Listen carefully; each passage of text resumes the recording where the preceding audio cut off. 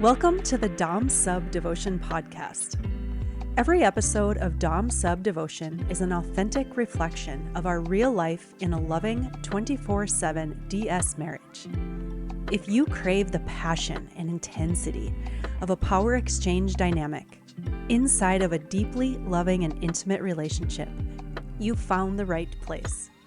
You can always find more from us in the show notes and at infinitedevotion.com. Thank you for listening. Sven, it's really good to have you on this morning. Good to see you. It's morning where I am. It's not morning where you are, but nice to meet you.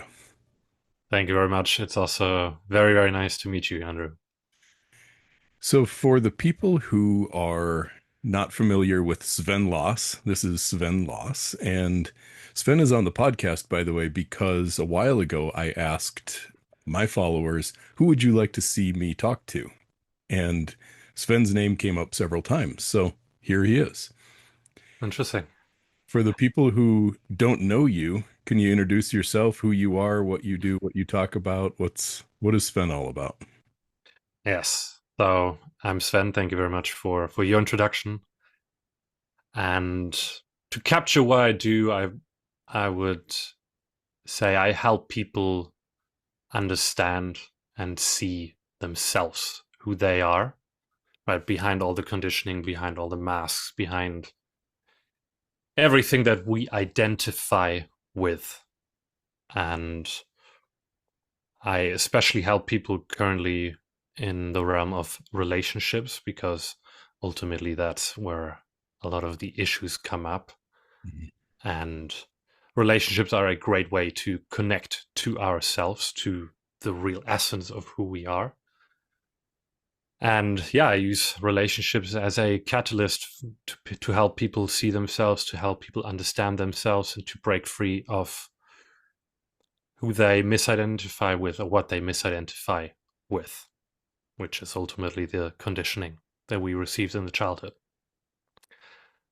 And yeah, currently I'm in England. I live here with my fiance, and she's also part of the healing world. And yeah, absolutely love doing this. It really is special. It's interesting, and I'd love to hear the story of how you found yourself into this work, because for Dawn and I, we kind of came into this backwards. Yeah. We didn't come into this trying to heal. We didn't come into this trying to get somewhere. Yeah. If you're not familiar with the story, I asked Dawn to be my submissive after we were 10 years into a very, very, very vanilla relationship. And we started embodying these roles of dominant and submissive. And, I have an inability to deal with anything that's not authentic. So it was like, how do we make this actually feel real rather than just playing a game? And then, like, all of what started to happen for each of us individually and together was like, oh shit, something really cool is happening here. And we started looking for words to put to it. And that's how we found it. Oh, what is polarity? What is masculine energy? What is heat? Like, all of these things we came to because we were experiencing them first. So we have a very different experience of this than the people who were like, I need to fix myself so I'm good enough. Yeah. I absolutely love that, because that's essentially how I got to this. Okay. So I did have a relationship that ended several years ago, and that sparked me or led me to seek help, to understand what's going on, like why are these patterns happening in my relationship, because I could see that something isn't quite adding up. And then very early on, I think I had 1, maybe 2 sessions with my therapist / coach back then. I had a very profound moment where I understood that deep down in my mind, in my subconscious mind, I didn't have the words to it back then, but I understood that I was essentially playing a game, that I was trying to convince everyone around me that I'm a great guy, or that I'm good enough, so that I could tell myself I'm good enough. And then I had this very freeing experience. At the time when this happened, I was at work sitting in the office, and it just started crying. Then I went up to the rooftop of that office building in the corporate job that I worked in, and I just cried for hours out of happiness, out of joy. And similar to what you said, I didn't have any words to explain what happened to me, but I knew that what happened to me, I wanted to help other people experience that. And then after that, I started reading the books. I started trying to understand what was happening, what happened to me. Yeah, to find the words to explain, hey, this is what's out there. This is what you can have. And what I found was a lot of what I experienced as overwhelm, because the way that I saw this work is being taught was with a lot of with a lot of exhaustion, with a lot of work. And I've always felt like, why do people do that? Right? This is, I didn't get there, or didn't get to this experience by having done years of healing work. I got there instantly. And that was the moment that just propelled me to ultimately find the words to describe and find ways to explain to other people how to experience this. So it's the same that, Ryan, how you said you got that backwards, and I did too.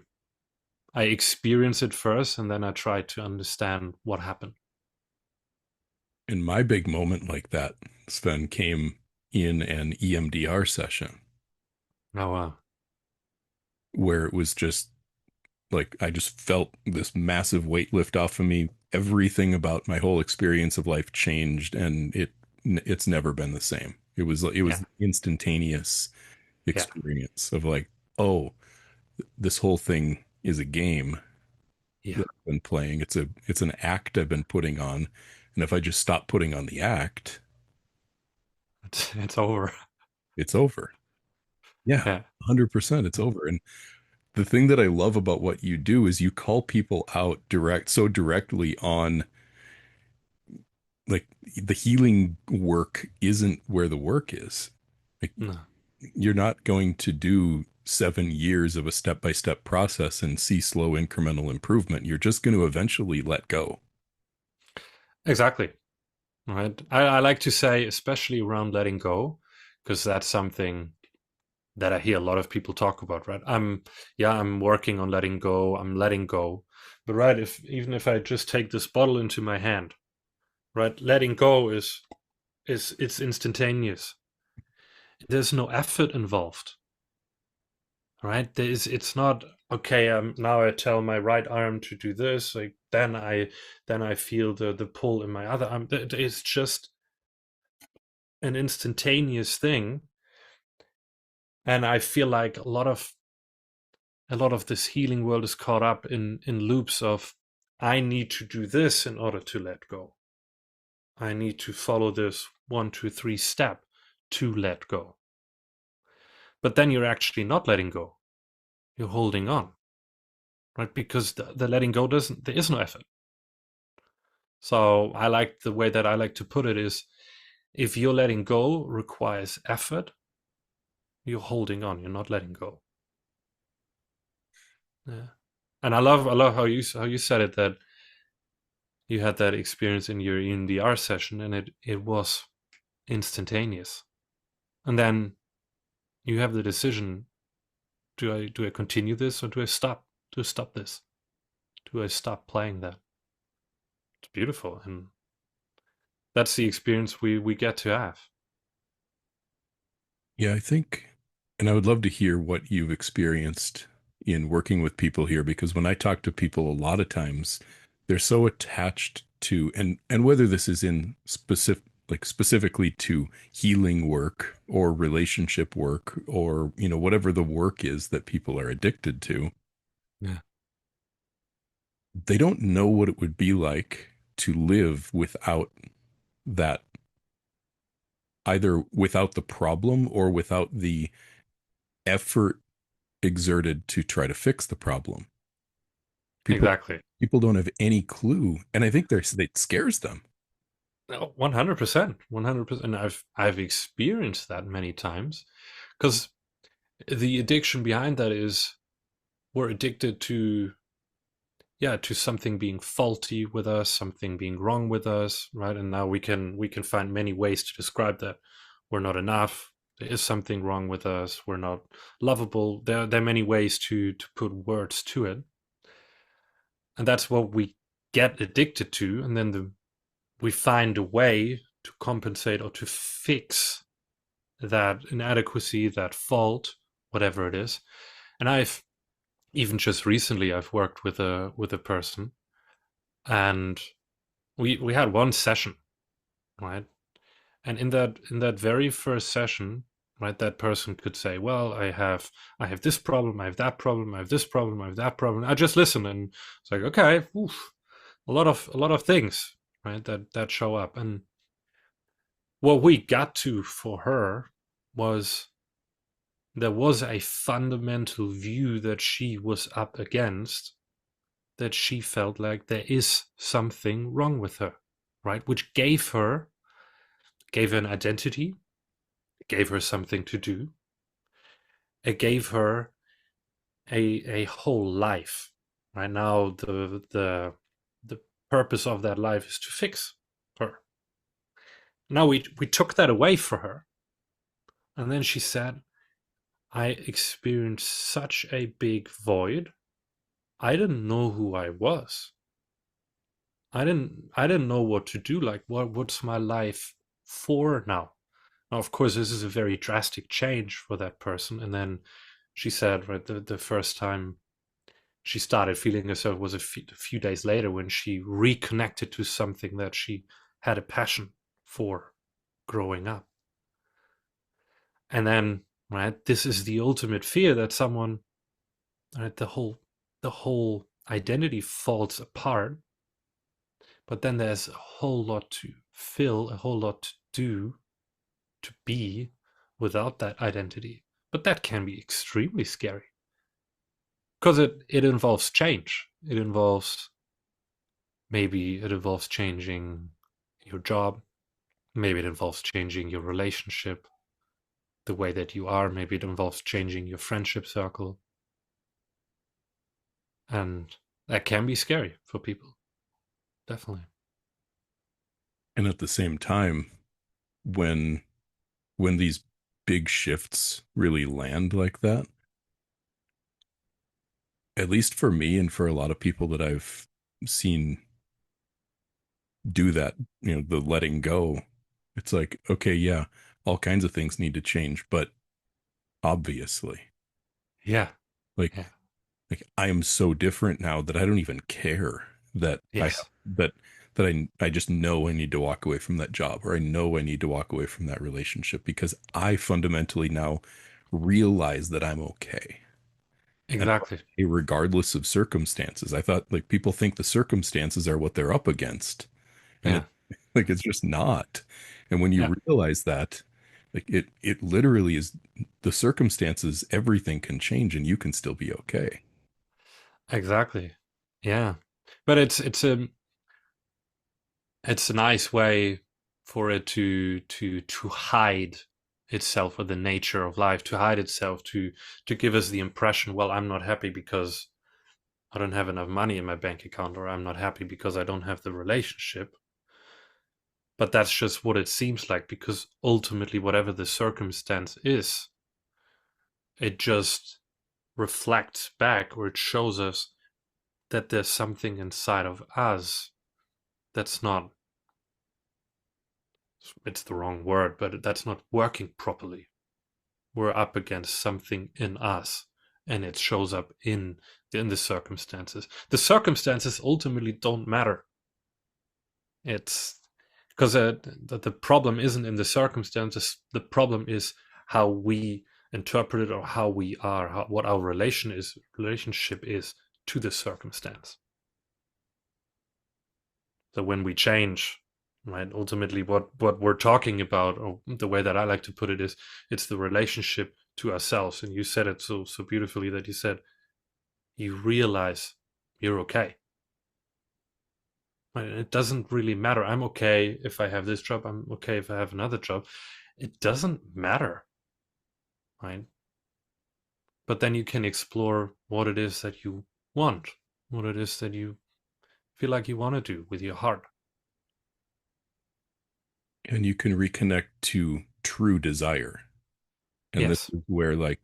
this is where this kind of work crosses into relationships and sexuality and everything else, because when you're living from that conditioning and when you're living from that avoidance, because really it's avoidance of pain, right? Yeah. The way Yeah. that almost everyone lives almost all of their life is in pure avoidance of perceived potential future pain Yeah. based on their belief that they are remembering from past Yeah. perceived pain. Not, it's like Yeah. sometimes real and sometimes not even real. Yeah. Absolutely. So, then they get into these. I wanted to come back to this void thing for just a minute, because the way that I tell people this, and I love hearing different language to the same approach. And Yeah. the way that I tell people this is, who would you have been if the world never got to you? Yeah. If you Yeah. ever start believing these things about yourself, if you didn't ever become who you thought you needed to be, who would you have been? Yes. Yeah. What did you like doing when you were 6? Yeah. Yeah. What were your hobbies before you were so worried about fixing yourself? Yeah. Did you play Yeah. guitar? Did you like to go outside for a walk? Like, Yeah. did you have Yeah. Or fun? yeah. What would you have liked to do for your career or with your time? I remember one of the very big things for me, for example, I rejected my sensitivity, because I'm a very sensitive man, and that's one of the biggest things that I rejected. My yeah, my feelings, my emotions. Right? I could give me any movie that is some even just a little bit sad, I'll cry, because I'm just very emotional. I could cry when I was by myself, when I was watching a movie, but then put someone else, and especially put a woman next to me, then I would, yeah, try to, right, mask it away, put it away, and it was really really hard. It was really really hard, and I feel, to speak to that void, I think, and I feel the thing that this person, they just got to notice that void. That void was always there, but now they got to notice it because all the stuff from the brain falls away, and then the void becomes so obvious. Like, oh wow, I didn't actually live from my heart. I lived from conditioning. I lived in reaction to my conditioning. I lived from my brain. And yeah, then only when we connect to our heart is when we can live from true desire. Because true desire only can come from the heart. Yeah. Otherwise it's a desire from the brain, a thought made up. Right, which shows up as generally obligation, right? Yeah. Acting out of obligation, doing what I think I'm supposed to, or what's going to get that need Yeah. met, or how I'm going to get that person to do that thing. And so there's no pure desire. And then No. people wonder why they don't have good sex. Like, well, Yeah. good sex Yeah. comes from actually wanting this thing with this person. But when Yeah. you don't even know how to want because you're Yeah. so concerned with avoiding and getting, Yeah. how could you ever? Yeah. How could Yeah. And then there's, if one person isn't connected to their heart, but very often it's two people that aren't connected to their heart, then there's no intimacy, no emotional intimacy, and then physical intimacy can be there, but not to the extent that's actually available with a deep connection. Where, right, then it's, the penetration is a side effect, for example, but it's not the actual goal of it. Yeah, and I personally, I have experienced the difference having sex not at all connected to my heart before this very moment happened to me. I I even struggled very much in terms of my potency. Right? I had a lot of issues when it came to the bedroom, but it's obvious to me now. Right now, I can see because I wasn't ever connected with my heart, and then the intimacy didn't work out. The interesting thing, Sven, is the programming and conditioning that we absorb is a very human condition. It's very, very much universal. Men and women both kind of have both, like everyone has these experiences of absorbing beliefs about themselves. Yeah, But the way that it shows up later on in life is so different.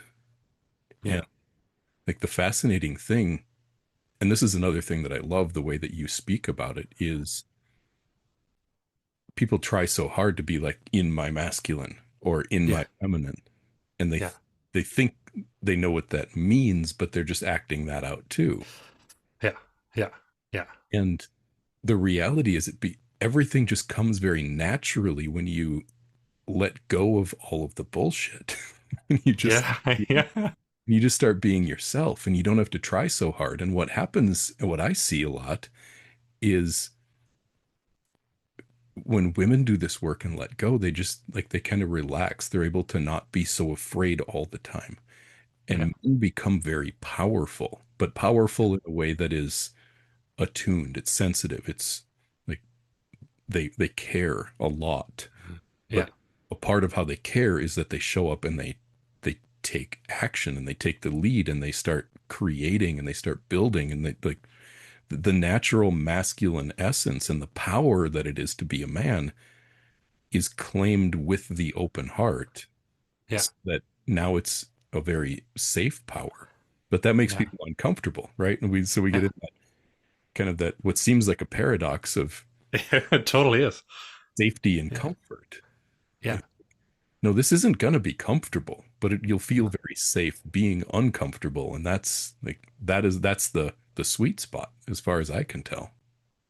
I agree, and it's very paradoxical, and it's also very ironic because in the very moment when someone says, let's take a man as an example, in the very moment that he says, I need to be more masculine,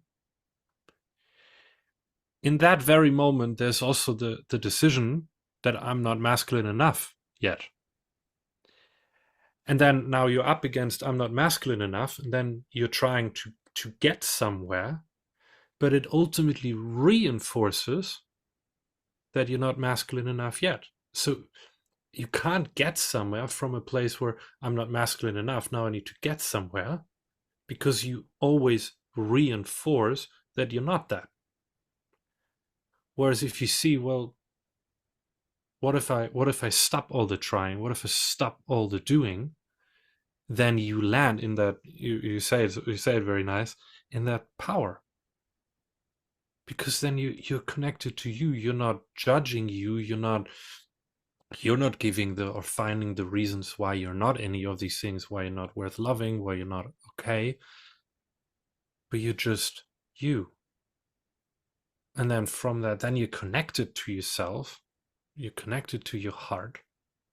And that's where all the power is. That's also where all the joy is. It's not in the pursuit of the accolade or in the pursuit of the success or having achieved the success. It's actually all inside of us.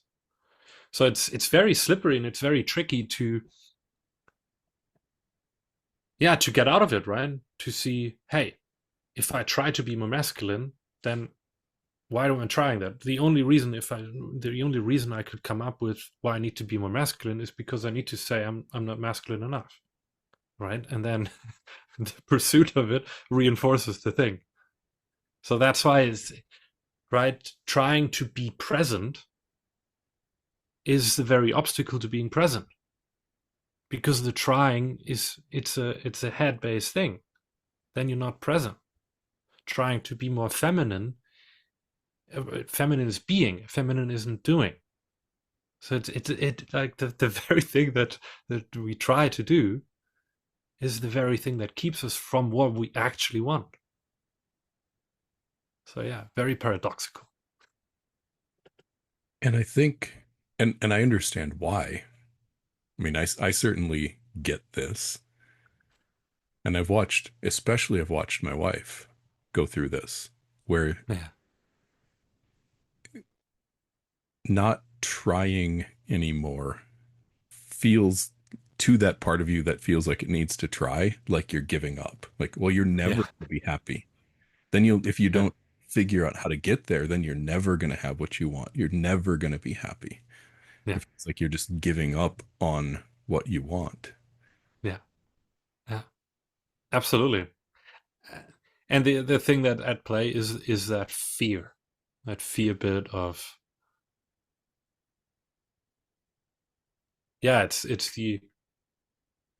feels like resignation, Hmm. but it's actually the acceptance. It's the acceptance of ourselves. Because if I don't need to become this, I don't need to become that, then I would need to be in acceptance with myself. And And yeah, I understand that, right? It can feel very confronting. It can feel very fearful. I understand that, and it's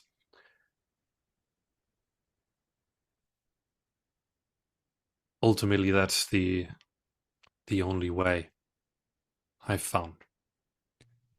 well, you come back to that same place of, well, I don't know who I would be if I stopped trying. It's, Yeah, I don't know how I would get what I want, yeah, yeah, and I still want it. yeah, But, yeah, I wrote something recently that really resonated with a lot of people and triggered several. So I knew I hit the sweet spot with it. yeah, Um, Talking about how you really don't know what you want. All these things you think that you want out of a relationship, out of your life, out of your job, you know, what you think your needs are. Like, yeah, you actually know this because all of that is you trying to play this game, this ego game. yeah, You don't act yeah, everything you think you want and need until you've reached this moment of actual surrender. yeah, You you don't actually know what you need. You yeah, don't actually know what you want. You're just trying to get something to make yourself feel okay. yeah, yeah, yeah. People, right, the most classic one, I want money, but people don't want money. They want to feel how they feel when they have money. And the money doesn't give them that feeling. That's an internal thing. It's maybe it's safety, maybe it's joy, and you can't really ever have that from outside circumstances. That's the ego-based desire. And what I assert what we ultimately really want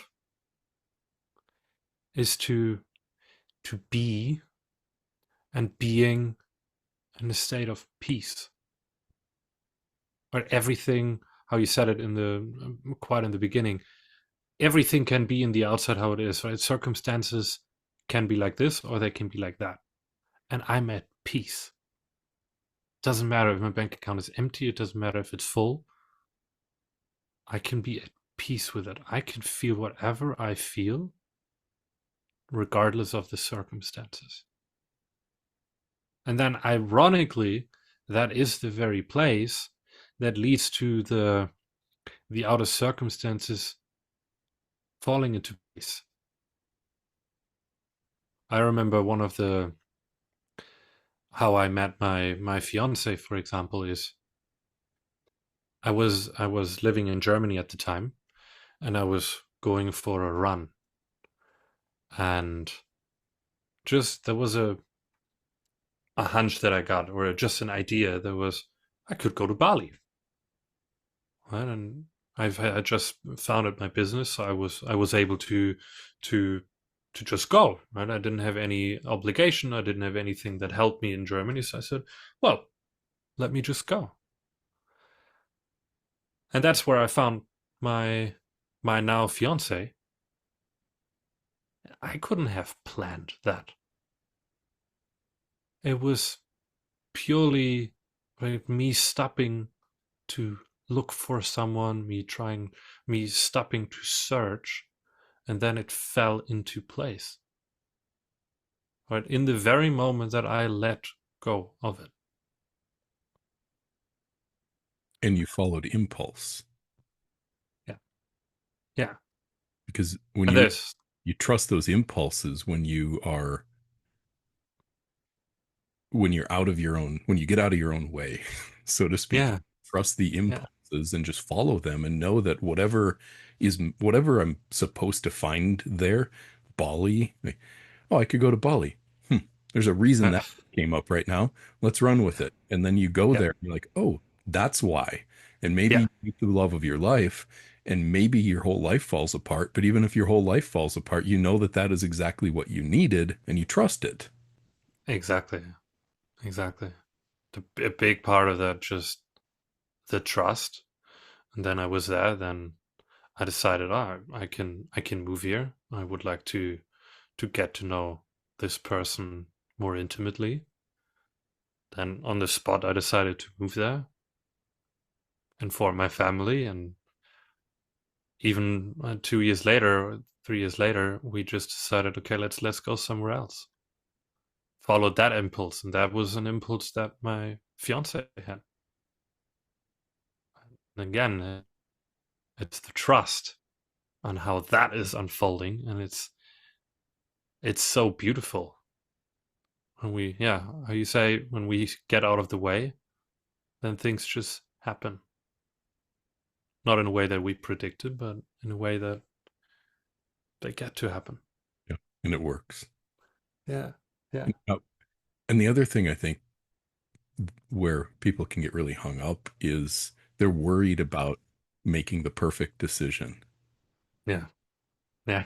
Should I go to Bali? Should I not go to Bali? Well, what happened? Like, oh, you just fucking do it. And then yeah.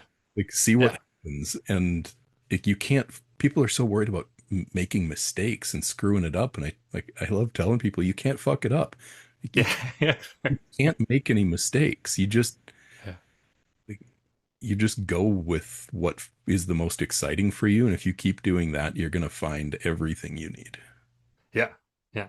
And also that, right, you mentioned that earlier. That's if we're afraid to make a mistake, that's from somewhere where we say we made a mistake.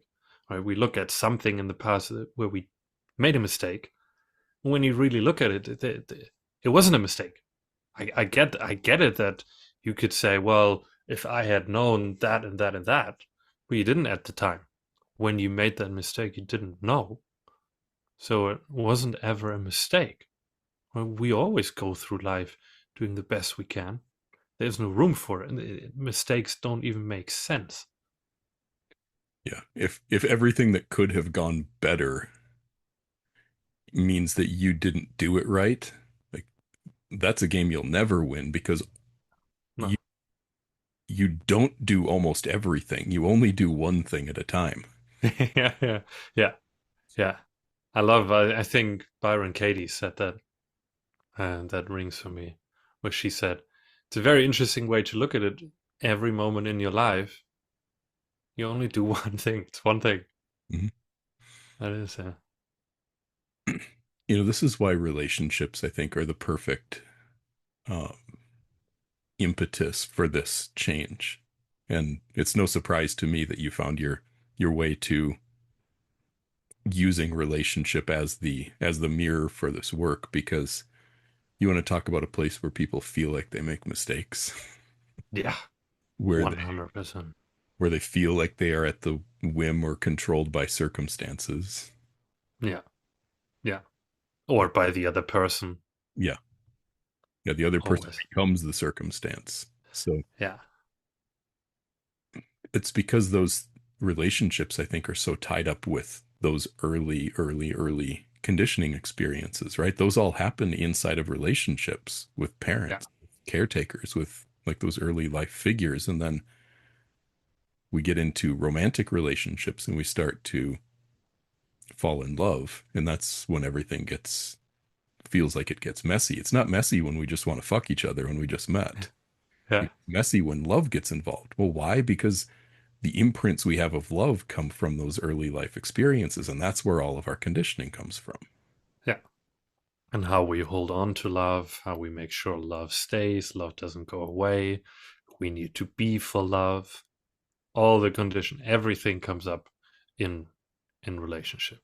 Everything. And that's where I could see most of my patterns come up. Mm-hmm. That's where I found, because when I saw it, when I really saw that for the first time, that right, I could say, oh yeah, my partner treats me as if I'm not good enough. Right, I could see the whole game of it and see, well, but that can only also work if I buy into it, right? If I don't have the capacity to think of myself that I'm not good enough, then nobody can make me feel that way. So then you can see, wow, okay, that only works if I have that view for myself. And then relationships, once that understanding really sinks in, then relationships become such a catalyst to strip everything off us that isn't us. And it's amazing. And also how, on the flip side, when we don't do that, when we start to focus on the other person, which is what I also did, right? I've done the thing. I've right, that it's okay, I need to change what you're doing. So I'm focusing only on you. You're doing this wrong, you're doing that wrong, you're doing this wrong. And nothing is ever changing. And I like to joke about it, because that was my experience, right? I got out of a relationship, then I saw everything that she was doing wrong, in my view, only to end up in the same relationship again with the same person. Right. And then I played everything again because I hadn't looked at myself. I had only looked at her. And now, having done or having understood so much more, I'm really curious. I would be so curious what would happen if I were in that relationship now, with my understanding now. Not that I want to go back to that relationship, but it would just be interesting to see if there even was a dynamic there, if there was a relationship there. My guess is that you would be remarkably unattracted to that person, and that relationship never would have even happened because you wouldn't have tolerated what it was, like what it was. Yeah, absolutely. That's the biggest thing that or that when people come to me, then one of the questions is, yeah, but look, right now I'm only attracted to people like that. I feel like I'm never attracted to someone, right, that, which is what a lot of people say, that would treat me well. And I can always say, well, you've never been there, but the attraction that you currently feel is there because of your conditioning. When we go through that conditioning, it's like you say, you automatically aren't attracted to someone that treats you, yeah, not kind, not lovingly. It automatically falls away. Yeah, And then you look for someone that treats you like you treat yourself. exactly. Yeah. You're attracted to them for a reason that has to do with you. And when you, this is the Byron Katie, I don't know, was this the Byron Katie quote you were referencing? Like when you change the way you look at things, the things you look at change. Oh, that's from Wayne Dyer. I am also familiar with that, but Okay, yeah, I've gotten that one mixed up then with another one of Byron Katie's. yeah. But yeah, No, but it's yeah, that's the way it is. you're 100%. you're not gonna want that, like those kind of people. You're just gonna be like, yuck. Yeah. Like what? Yeah. Why? Why would it? No, Yeah. you're not even going to get your attention. No. You won't even like turn your head towards that kind of person. Yeah. Be so far removed. Yeah. I have a really powerful experience, especially on this one, around this quote, because growing up, I had a challenging relationship with my brother, and then when I got in touch with this work, one of the things that I was curious about exploring was that relationship with my brother. And I had done exactly what this quote says, right? When I changed the way I looked at him, he changed for me. And he hasn't done anything, at least what I'm aware of, around his relationship with me. I did all this work on myself, by myself. And then I could look at him in a very different light. And I actually noticed how much I judged him for decades. And then I could let go of that. And all of a sudden, as a brother, I can just love the way that he is. Whereas before, I would have always told him, you need to change this, you need to do this, why don't you do this, why don't you do that? And a whole different relationship opened up simply by me changing.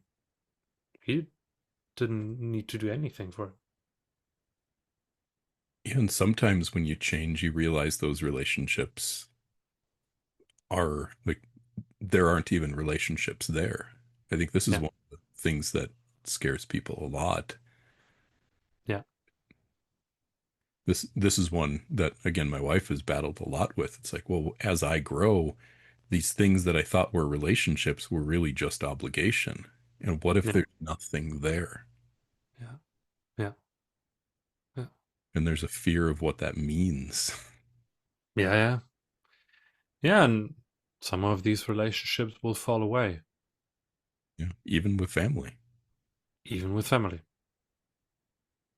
What I noticed though, and it is, of course, some relationships did fall away from me, but my life got richer. Because also the relationship to my parents, because all of the anger and frustration that I held on to, when that dissipates, now there's space for love. Now there's space for real connection. Yeah. And then you also notice like the people in your life, are they even available for real connection or just for obligation? Yeah. Yeah. And then we can start to look for people that we align with, that we really can and want to connect with. Yeah. So our experience, and I'm curious if you've had a similar one, is from that place, the need for other people, for people in your life, is a completely different experience. Like it's for us, it's like we really want to be around good people. We want to be Yeah. surrounded with good people. We want good friends. And we also do not need it. Yeah. Yeah. Both Dawn and I and us together, we're so completely okay. And we enjoy each other. Oh, and that Yeah. reminds me, come back to something else you said. Yeah.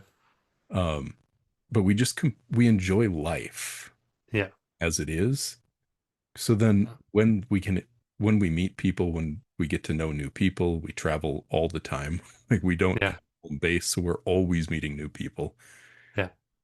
It's just fun and you can accept them where they are, but we don't need it. Have you had kind of that same 100%. I did the version or how I was before. I had a very big friendship circle where I grew up, and I needed that. I needed just part of my own ways of getting away from my thoughts and getting away from whatever I was not dealing with was to meet friends. So I had a huge friendship circle, and every day I met my friends, and I needed to. This was my need. This was my drug, so to say. And it was completely unfathomable for me to imagine not having such a big group or even such amount of friends around me. And now, similar to you, we've traveled a lot. But now we live in England, and we've been traveling within England for a while, and we have the same thing. It's not that we have a solid group of people around us. It's more we meet someone during a walk, we meet someone, talk to them in a restaurant, and I don't need it as much anymore. I'm super grateful for all the friends that I have, and I'm very happy when I get to see them. But it's not a need so much anymore because life is rich in a different way. And it doesn't come up as a lack anymore. Great way of saying it. Yeah. You're not lacking anything when you, and again, I'll come back to what you said, like when you let go of everything, Yeah. you don't live in lack. You realize that life is very abundant, Yeah. and not just in money, but in everything. Like you Yeah. always have everything you need. Yeah. So Yeah. there's not this feeling of you're not even thinking about what you don't have, what you're not experiencing, because Well, life is so rich with everything that you are. yeah. Yeah, and that's the thing, right? With everything that you are, if you are, I remember it was for me it was so profound, especially in these early days after I had this moment of right seeing life through a different lens. The only thing I needed was going outside, looking at a tree, and I could just cry. Or I sat somewhere, I looked at the sunset, and I can just cry. Or I look at sand, and I could just cry. And it was a joy that I've never experienced before that, right? And it wasn't because I had achieved this or because I met that person. It was just because I am completely in that moment. And one of the people I really like in this work is Krishna Murti, who it's very complicated language. I find it's very for me. I admit it's very hard to read it, but the way that he explains it, right? You look at a tree, and if you don't name it, if you just observe it, if you are just with it, you're in pure joy. But the once you name it, once you that's a tree. Now there's thinking involved. You aren't purely anymore. And it's really like this getting back to if you are, if you really just are, then it's there's joy, peace, abundance. Everything is there. Because there isn't a story, oh, I don't have this, oh, I don't have that, oh, this is missing, oh, what it would be better if, what if that, weather should be better, anything. Yeah, the moment you start labeling things, now they've entered the realm of symbols, and symbols have meanings, and like this tree, well, all of the other trees. Yeah, yeah, So you start like comparing, a comparison enters the picture, and yeah, so right there you just said the word peace again, and that reminded me what I wanted to come back to, yeah, because you said a little bit ago that,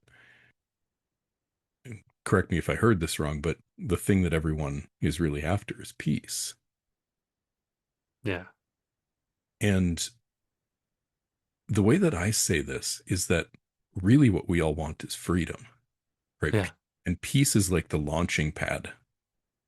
yeah, Being at peace with what is, because I don't think we're here, especially as men, we're not meant to just sit still, like to just be, I'm all peaceful and calm.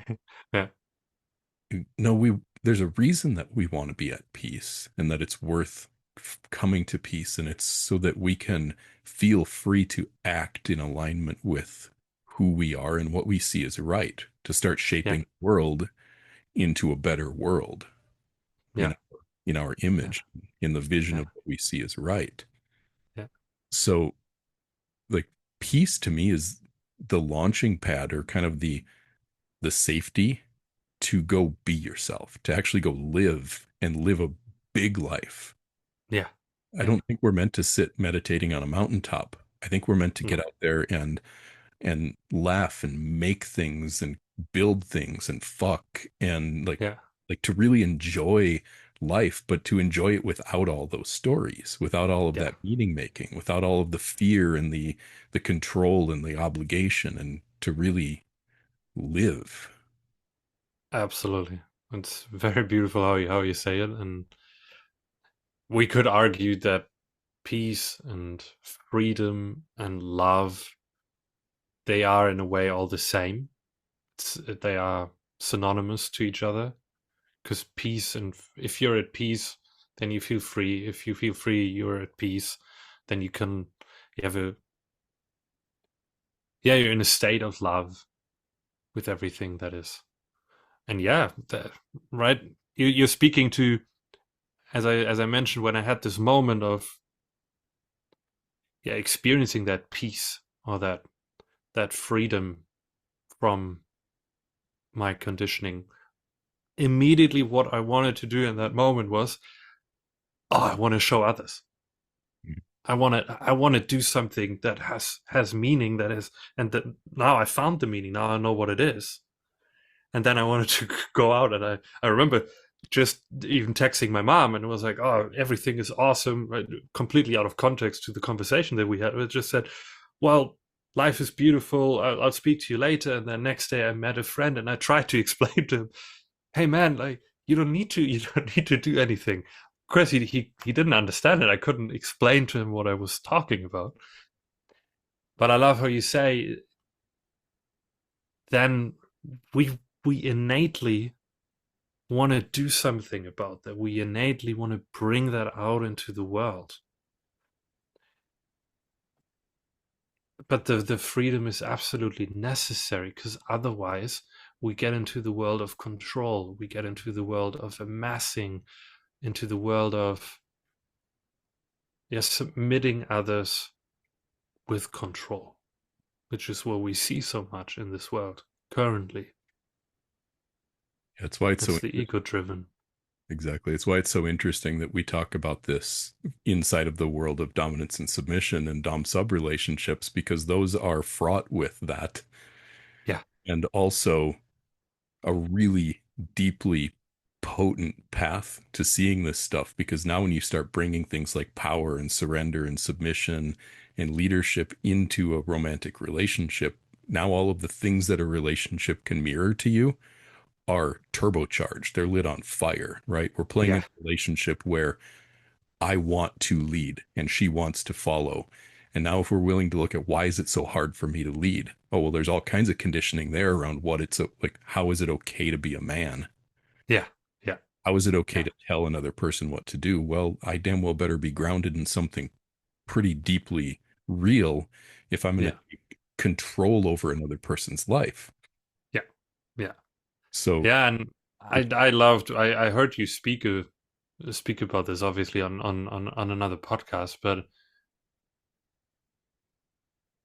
it also speaks to to your level, or to level of understanding and your level of embodiment, how you can be so grounded in your heart to then lead from that place. And then I would argue, I am not a woman, but I would argue then, if a woman can feel that in a man, that he's connected to his heart, and then your heart is connected to a bigger picture, to something so much deeper than just your ego or egoic mind, what that wants to get, it will be so much easier to surrender to that. it's automatic. It's automatic. Yeah. Yeah. Yeah. And the way that I say it is that a dominant submits to the truth. Yeah. The Yeah. submissive submits to the dominant submits to the truth. And Yeah. I really, love that. in the end, both people and the whole entire relationship is in submission to what's real. Yeah. I love that, because um that's how I see even the whole world of safety, right? As a man, we want to provide safety to the woman, or to the family. And yet we can also only really bring that and embody that if we feel safe in ourselves and safe in our world. And for that, right, there's a surrender needed to, call it higher power, but to life, to the world, to God, right? Only then can we truly provide that safety to someone else. Yeah. And it really, and again, this is what I think you do so beautifully. It comes back to stop trying so hard. Yeah. Yeah. So what final words of advice would you give to, I mean, the people who listen to this podcast are generally people who are exploring these really deep polarity type relationships. And so people who are really wanting to do this inside of a relationship, what would you say to them? Like, what would you say when they're sitting inside of that relationship and they're wanting this to work and maybe Yeah. fighting with it? I would invite them to ask themselves, where are they trying to get and why? And really sit with that, because when you understand where you want to get or how you want to change yourself, or what you want to fix about yourself and why, because with that why you can see what you're actually saying about yourself, how you're feeling about yourself, what the conditioning is.